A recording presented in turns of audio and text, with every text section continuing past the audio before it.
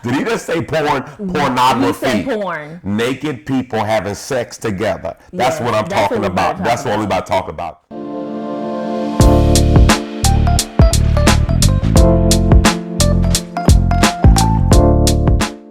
Hey family, my name is Jomo. And I'm Charmaine. We get together Friday nights and we have real, raw, relevant conversation dealing with marriage and marriage issues.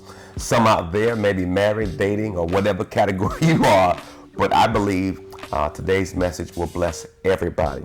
Today we're going to talk about ways porn impact your marriage. I said again, I know you guys stunned right there. You guys, did he just say porn? Pornography. He said porn. Naked people having sex together. That's what I'm talking about. That's what we're about to talk about. And one thing we want to do is, with every aspect of what we do with relationships, we always want to be transparent. Right. Oftentimes people look at us as models or perfect. I understand we're models in some categories, but we're not perfect. We're flawed. We've been married now almost 24 years, and we have learned a lot on the journey. So our goal is to try to help people navigate through all the challenges that come with relationships. Right. And to be totally transparent. Right. And we want to build a community of people that are trying to grow together and build healthy relationships together. So we welcome you. If you're on YouTube right now, please subscribe. Please give us a thumbs up.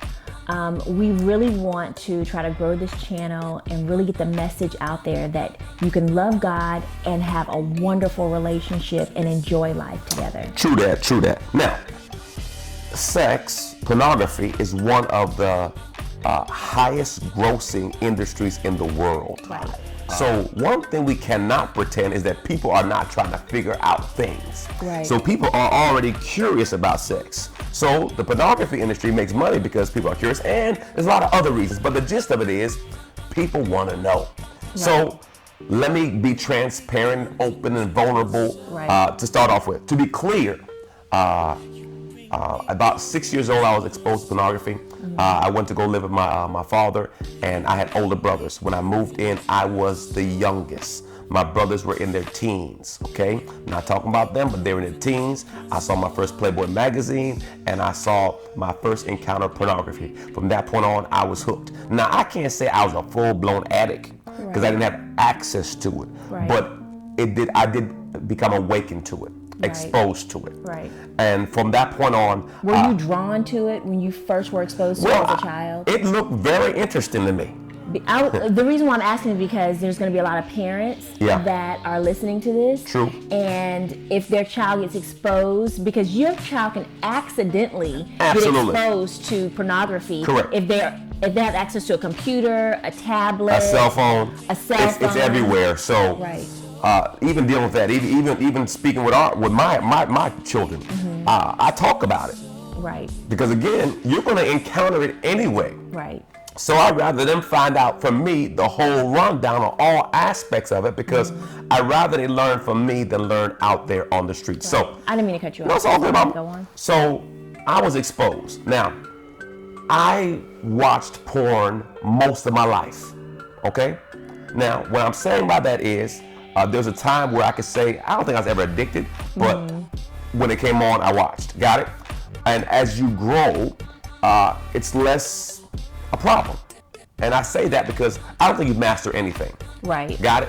I think you control things. That is a time where I had no control, and now I feel like I have good control. And what I mean by that is, I don't think anyone totally gets in. It's kind of like an addict that says, I'm an addict. Right. Got it? So you're always working to keep guardrails up so you don't put yourself in a bad spot. Right. And we're all are susceptible to falling into anything that had drawn you in at a particular time.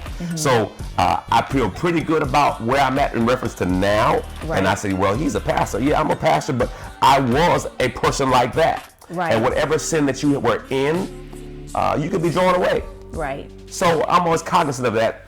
So neither one of us are coming from a place of judgment on anyone, but we do want to make couples aware and just put it out in the forefront that pornography is an issue in relationships. Correct. So we have 8 points tonight that we're going to be talking about in reference to how it affects your relationship. Right. Point number 1, unrealistic expectations. Right. I'm going to say it again. Unrealistic expectations. If you think sex is supposed to be like it is in the movies, the videos, you're going to be very disappointed. Because see, the person may not look like the person in the video. Right. They may last longer than your initial sex encounter or your normal sex encounter. Right. The size of their organ may be larger or smaller. And not only those things, because those were really good points, but also you don't know how many takes they did to get that whole video together. That's really good. He might have already, he might have already came a couple of times, and they started over again. They had lunch and came back. That's true. And there's multiple cameras, different angles, getting the perfect shot for every position. They're stopping and going. Which is not going to happen in most bedrooms. Right.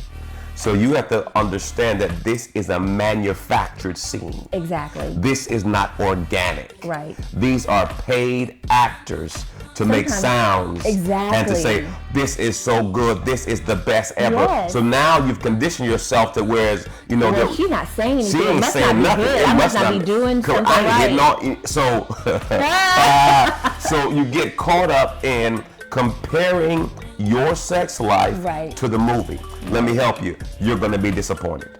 Let me help you. You are going to be disappointed if you try to compare your sex life to the movie. Every couple has a special experience when it comes to intimacy in the bedroom. And I think it's very important for us to respect those special times and what it is, because every two people are different. Correct. So every relationship, the experience in the bedroom is going to be different. Correct. All right. Number 2, overexcitement for the man. A woman who's overexcited is a blessing to the Lord. Right? Because you get aroused. It helps with sex. It helps with sex. It helps with lubrication. All that stuff. It's a beautiful thing. Right. Okay? But when a man gets overaroused or overexcited, they pre-ejaculate. He can't hold on. He can't hold on. And the whole experience is over before it's over. And what happens is now you guys have watched pornography, and he is super excited. You are super excited. Then you have the act, and he is so excited as soon as y'all engage, he unloads. Is that too much truth? No, that's true. And so now you look at him like you look at him with a side eye. Right. What's that? Because you haven't gotten yours. You haven't got it because, see, again, women are more like a pressure cooker, and the men are a microwave. Right. So now the man feels some kind of way. Right. He feels terrible. Oh my gosh. He feels less than. Listen, the movie makes a man feel like he needs to be a superhero. Now, I'm not against being a superhero. Right. I'm saying, but when you watch pornography, you see a guy that's doing what he's doing, and he has he has the stamina, endurance. He knows how to kiss this and kiss that. Or that's what they made it. Or they may seem. So now you make that man your image, and now you are trying to perform like he performs. Right. And when you don't match his performance, you feel some kind of way. Right.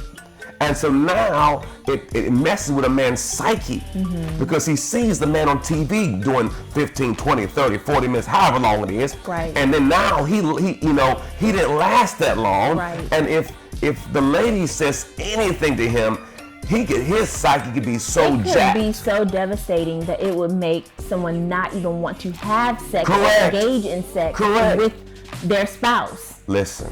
Because they don't want that disappointment. Oh they don't want gosh. that hurt of them seeing them ejaculate. You. The male psyche is fragile. Right. Let me say that again. The male psyche is fragile. Right. They may front and tell you, I'm good, I'm this, but every man I know wants to please his wife. Absolutely.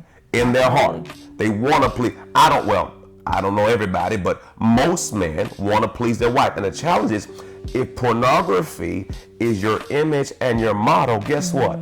In pornography, everybody gets off every time. Right. And that is not true. And that's not true. It's fake. So now it's fantasy. that has really ruined people, because now in the movie you see her orgasm, you see him orgasm, but for some reason we ain't orgasming. Right. So now you still feel some kind of way. Now we may have to do another video on that, but we're not talking about that right now. You can work on that, but we're not talking about that right now.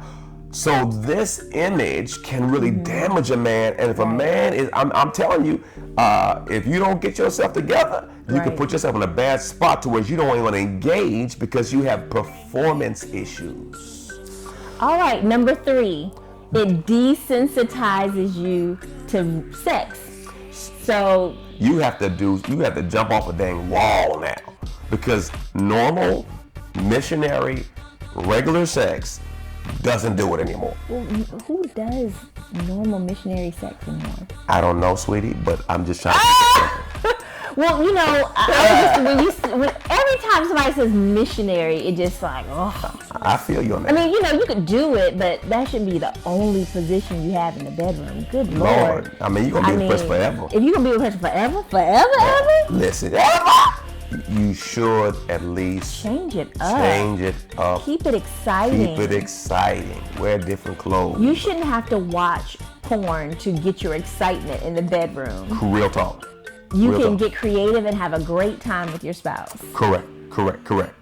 So you want to make sure that you don't, and that's the thing, pornography can get you so desensitized that you can't even get an erection. Wow. And because it just doesn't excite you. Correct. And you can study it for yourself, but research speaks about this, of men who watch too much pornography.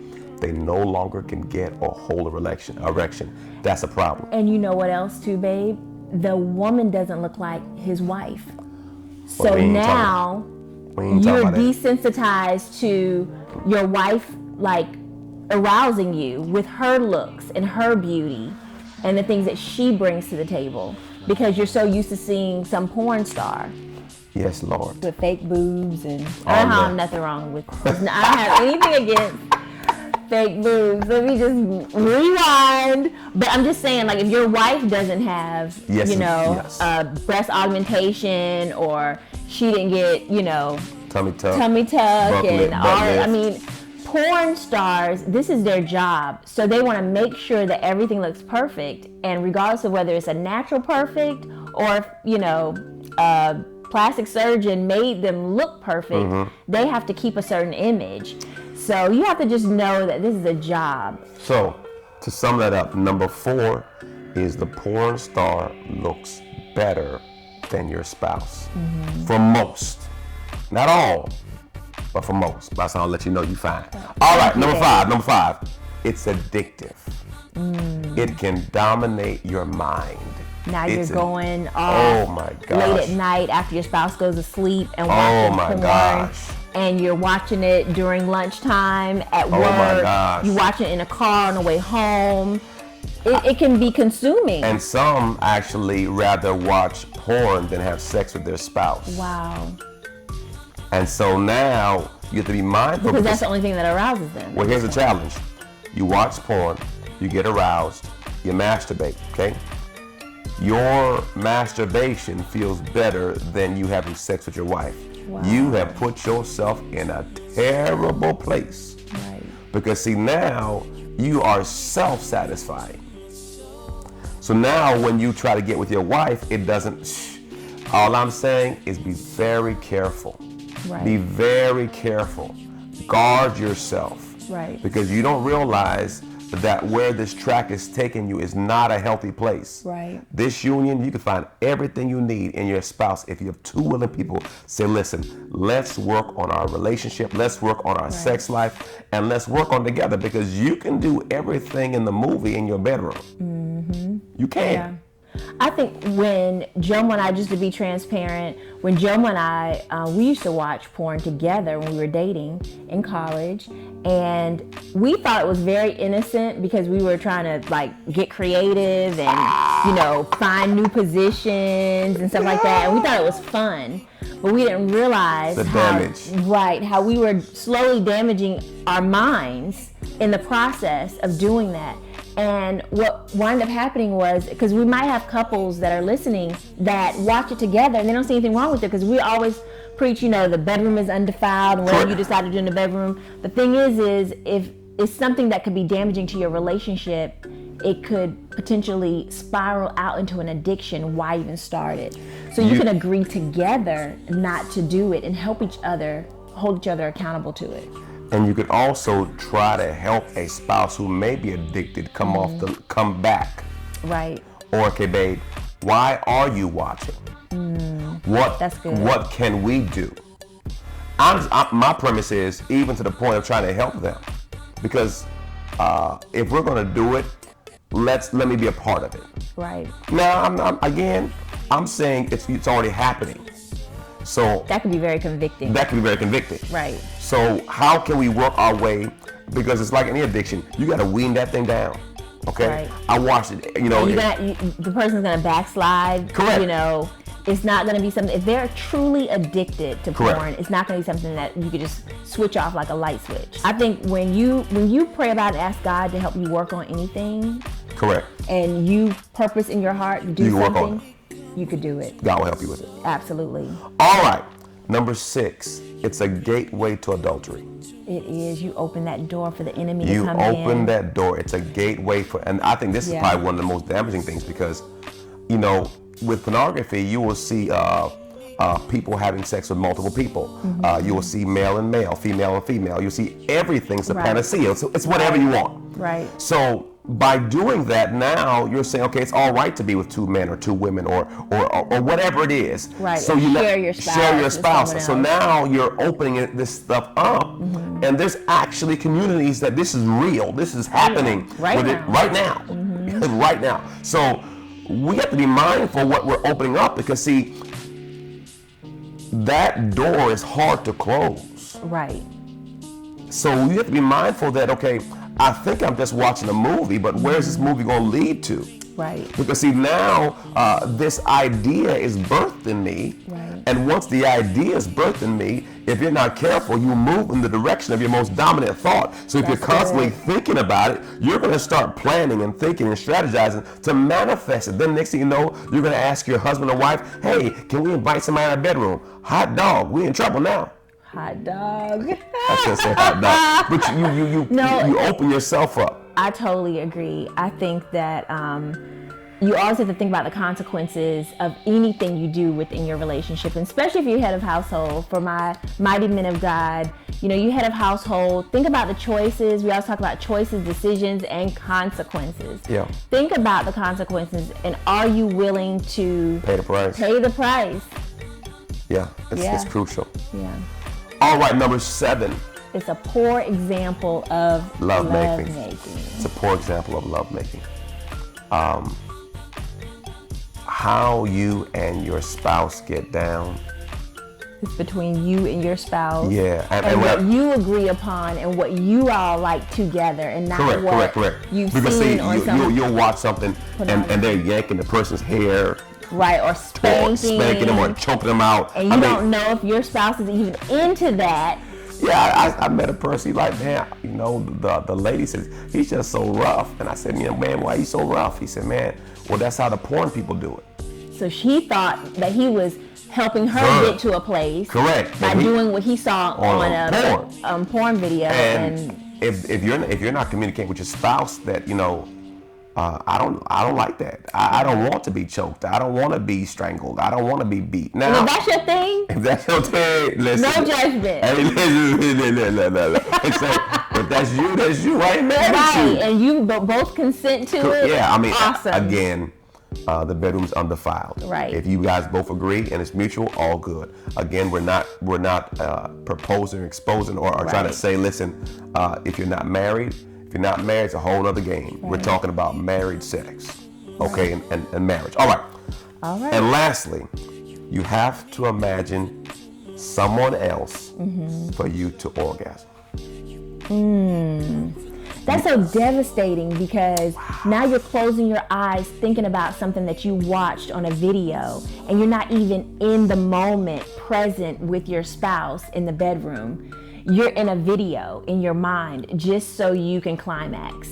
And you've gotten to the lowest of the low when you have to imagine your spouse being someone else to orgasm. The sad part about that is some people don't even need pornography to do that. Meaning they are so not connected to their spouse. Or sometimes, sad but true, the spouse is not arousing. Okay. I understand. So now they have to find something that arouses them. And this is terrible, okay? Right. This is terrible. But I know when I was in I like where you're going because this is really good. A lot of couples don't talk about it though. No, it's real. I mean, I know in you have to talk about it. In college, I had some interesting friends, and yes. I was a little bit out there. A little? Anyway, okay. I was promiscuous on a. And we were not saved when we were in college. We should mention that. Yeah, because not everybody knows our testimony. I was out there. So Right. with that being said, a lot of my friends, athletes, not all athletes, Right. are like this. Okay, a few. Okay. Anyway, so I realized that sometimes they would have sex with people who they wouldn't really care about just to have sex. Right. And then even some say, listen, I don't even care how the person looks. They're so into the moment. But the challenge is, as a man gets older, all those things matter. When you're younger, you could just do anything. But as you get older, that connection matters. That it matters. And so all the little things matter. The things that you do, the perfume you wear, what you put on to bed, or all of those things matter. Like everything. And so, if you're fortunate enough to be with the person you want to be with, I think it behooves you to put the work in. Right. To have the kind of sex life you want to have in your bedroom. Absolutely. And whether you've watched pornography or don't watch pornography, pornography is going to be out there. Yeah. So you just have to make sure that you put up proper guardrails to navigate through. Right. And if you feel like you're slipping, communicate to your spouse so that they can help you and you can work on it together. And I have. Yeah. I said, babe, Lord Jesus, something popped up, and I looked at it, and my point is, I try to be honest with people because people don't realize that the Bible, we struggle. Right. Our flesh is going to struggle, okay? And if that is something that pulls on you, right, it pulls on you. Right. And to be 100, my father struggled. My grandfather struggled. You say, Jomo, there's pornography back then? It was different. Right. But I know my father struggled. Real talk. I didn't know it till later on in life. Right. But then it could be a generational curse. Correct. I'm dealing with. You have to break. Correct. So it may not just be you. It may be something that is generational that you have to navigate through. Right. You have a big responsibility. Correct. If you have children, correct, you don't want to pass that off to your children. Exactly. Remember, there's nothing new under the sun. So this issue is not new. It's just something we have to conquer. We got to conquer. We got to talk about. We got to deal with. Well, I hope that this conversation was helpful to you, and that you can take something, apply, learn, grow. Right. Whether you are struggling with it, whether you've gotten over it, whether you're a part-time watcher or just whatever it is, our whole goal is to make sure you understand the traps and the pitfalls that could happen if you're not careful with pornography in your marriage. That's good. Well, hit like the video if you could. Subscribe. Thumbs up. Subscribe to our YouTube page, Jomo and Charmaine. Yes. Remember, love, laugh, and learn.